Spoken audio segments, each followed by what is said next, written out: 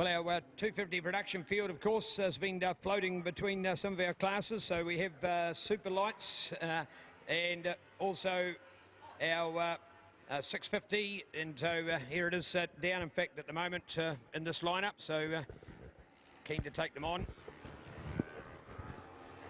So our 250 reduction now with our lightweight class. Really are two very complementary classes. The 250 production is a class that's been with us for some time in racing, and now that the manufacturers have just picked up their game a little bit and said, well, hey, Kawasaki, we're making a 300, Honda have gone to a 300, Yamaha's gone to a 325. Really, it's just pushed the limit past the 250, so in all fairness, deciding to make a new lightweight class out of this one. And we've already seen Dennis Charlotte from that previous race take away the result here, but still to count. And remembering, of course, the inaugural TT for this new lightweight production class as well. We've used the word lightweight racing in years gone by as well, but didn't have it as a lightweight production because it was actually a GP kind of class before. Oh, watching the slipstream going on.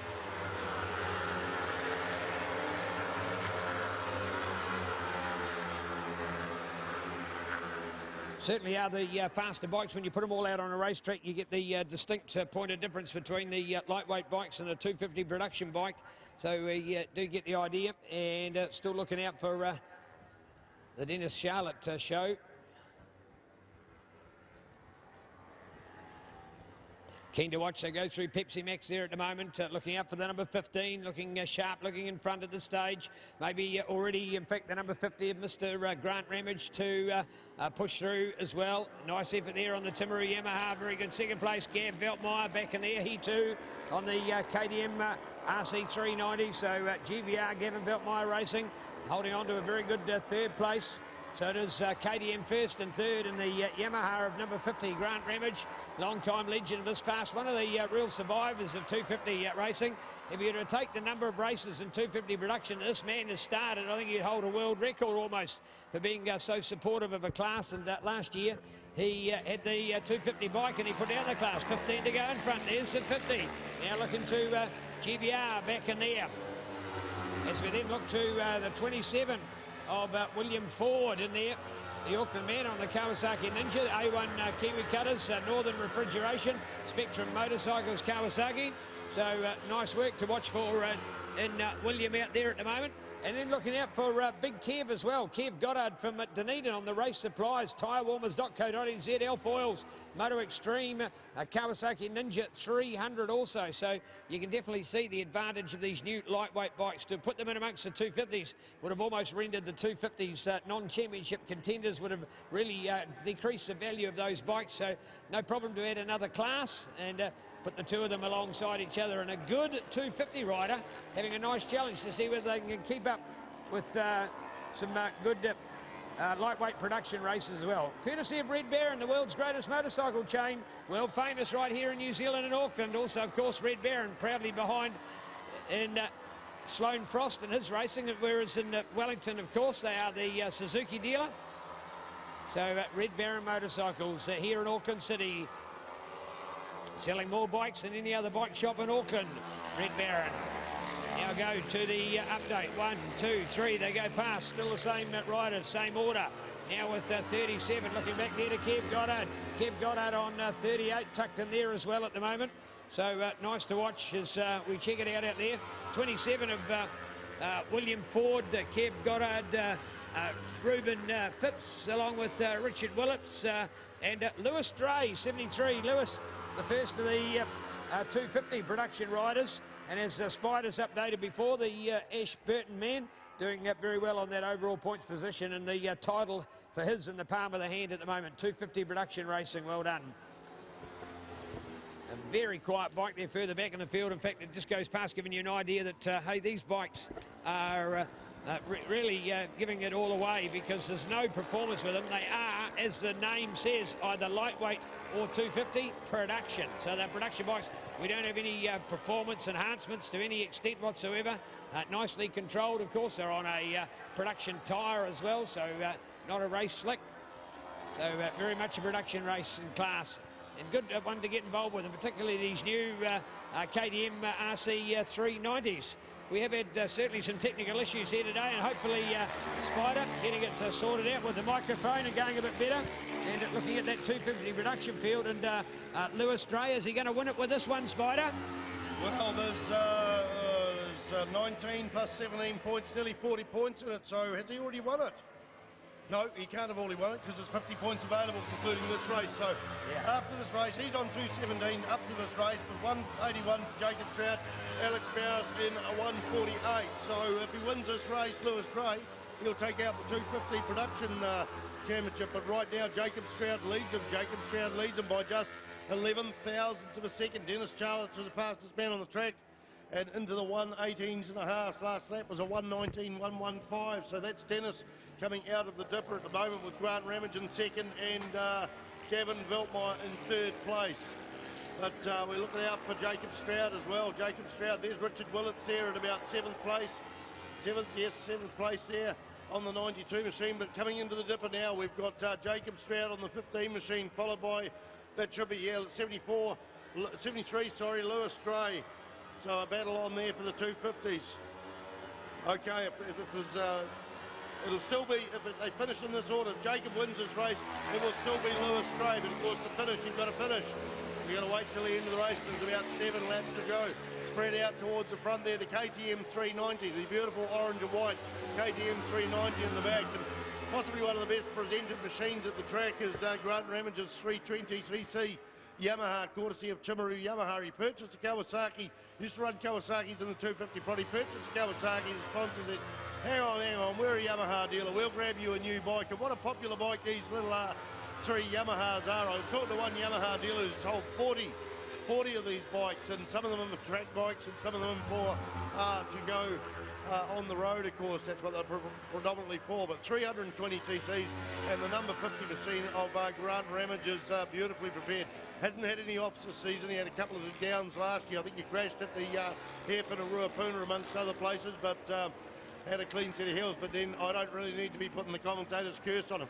Here we go, Jacob Stroud tends his lead. It was 11 thousandths of a second a couple of laps ago, but he comes out of the Pepsi Max corner and maybe he's got 80 metres with Lewis Stray settling in there for 73 on the 73 machine. He'll know where the points sit. He doesn't have to do anything heroic.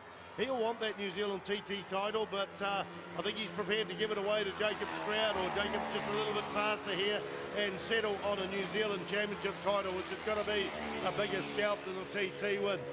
What a beautiful sound these little KTM 390s have, the single cylinder thumping away. All these bikes made in Southeast Asia, I believe, India and those sort of things. All these 3 Kawasaki's, the Yamahas and the KTMs are not made in Japan. They're made in different countries. India, I think one of them is made out as well, yeah. So great to see the 250 production class still alive. A lot of those guys have stepped up to the lightweight class, but of course that means more bikes on the market. There's Dean Watson going through. Dean made the effort to come through and help us with the commentating for the development class yesterday. We're a bit of a lonely spot up here at the other side of the track, and we don't get many visitors, if any visitors. But it was good to see Dean Watson make the effort to come all the way up from the South Island and make the effort to come across there. Tell you who's moving up the field, and that's Richard Willits. And Richard Willits on the last lap had moved up to 5th place. He was in 6th before. But right as the last lap went down, it was Dennis Charlotte, Grant Ramage, Gavin Veltmeyer, William Ford on the yellow machine, Richard Willits, Regan Phibbs, Kevin Goddard, and that's the first. And then the first of the 250 Prodigy, Jacob Stroud and Lewis Stray.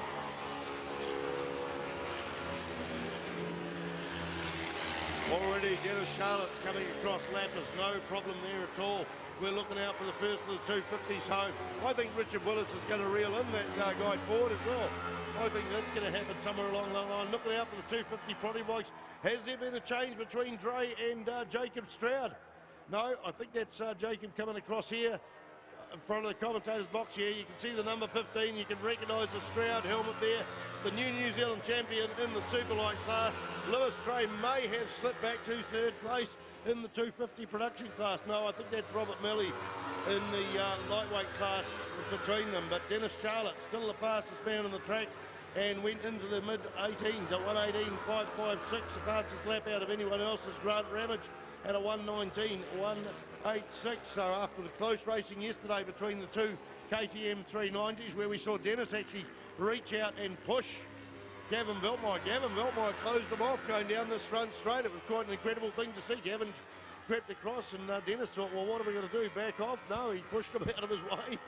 But I think the win still went to Veltmeyer by just a margin. But I'm not sure whether there was any complaints between them about that. But that call yesterday, right now, we have in the New Zealand TT, we have 3 laps to go with Veltmeyer sitting in third, Ramage sitting in a lonely second place, and Dennis Charlotte leading that championship. There's Richard Willits gone through. Richard Willits, as I predicted, has gone through, and he's now up to 4th place as I press the refresh on our screen. Yes, Richard Willits on the 92 machine in 4th place.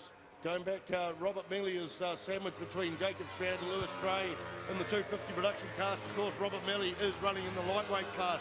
Different colour number boards out there. You'll notice the 250 production have orange number boards with black lettering on, whereas the other class, the lightweight class, have white numbers on a blue background. White numbers on a blue background. And certainly I've noticed, I wouldn't say necessarily the deterioration of numbers, but with the plenty of real estate on the Kawasaki 250s in the last season, these were the best presented numbers out. And now, of course, the Yamaha has more of a pointy nose fairing, that the numbers have changed. But a lot of these guys are changing their fonts as well. Instead of running with a clear font, they're changing their fonts and putting a bit of artwork into it.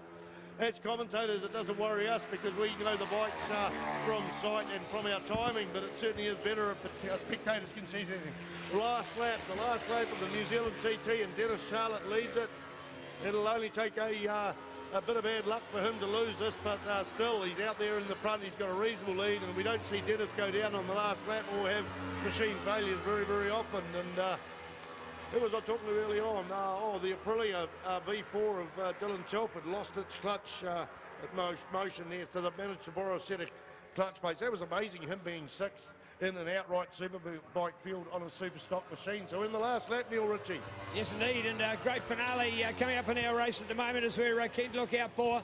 It's all on in the big battle with Dennis Grant, Gab Veltmeyer in there, William Ford, Richard Willits. So nice to watch Red Baron Motorcycles, the home of New Zealand's #1 bike shop, proud to be behind it. World famous in New Zealand, world famous motorcycle brands, world famous in Auckland. And looking out now for this final lap with our lightweight production and our 250 production, 2 classes incorporated within the same race, but credit given to each of the classes. So might be back in about 6th or 7th place, but our 250 production winner will get exactly that, the winning points, 25. When you don't have to actually be in the lead for the race. So 15, and there he goes, Dennis Charlotte winning the title. He won it last time, won the TT. And there is Grant Ramage, a fantastic 2nd place to Grant. There's the local hero, Gab Veltmeyer, continuing the winning for the Auckland-based riders here today. And, whoa, so close. And, whoa, what was that? Moving across. And so close to watch there. And keen to look out for that one. William was one of those at 27, and looking out for Richard. I don't know whether we actually had the 16 thousandths of a second. So William on that yellow bike, William Ford ahead of Richard Willits. So well done there. We know how good Richard's been throughout the series. Loves his good road racing. But I tell you what, William Ford right at home here at the Hampton Downs, after all, an Auckland man on the A1 Kiwi Cutters, Northern Refrigeration Spectrum Motorcycles, Kawasaki Ninja. Lewis Gray, New Zealand 250 production champion. New Zealand on the 70 machine. He punches his fist in there. Congratulations, Lewis Gray, for a fine season. It's been a battle all the way through with the 3 main contenders, but Lewis Gray, good effort by Jacob Stroud. No doubt there's a good effort by him, magic effort, but Lewis Gray, you're a deserving champion, and congratulations. Look forward to having a cup of tea with you later on. Yeah, that is a superb endeavour indeed, and love that. New champions, that's what we want, new champions. We've got new classes this year with the likes of the lightweight production, and that title going to Dennis Charlotte, but with the other classes as well, and 250 production. After all, that's where we've seen a lot of our champions come from in the past. The likes of a Grant Ramage, many years ago since he won a 250 production championship back in the 80s, folks. We'll go back nearly 30 years for his glory, and here he is still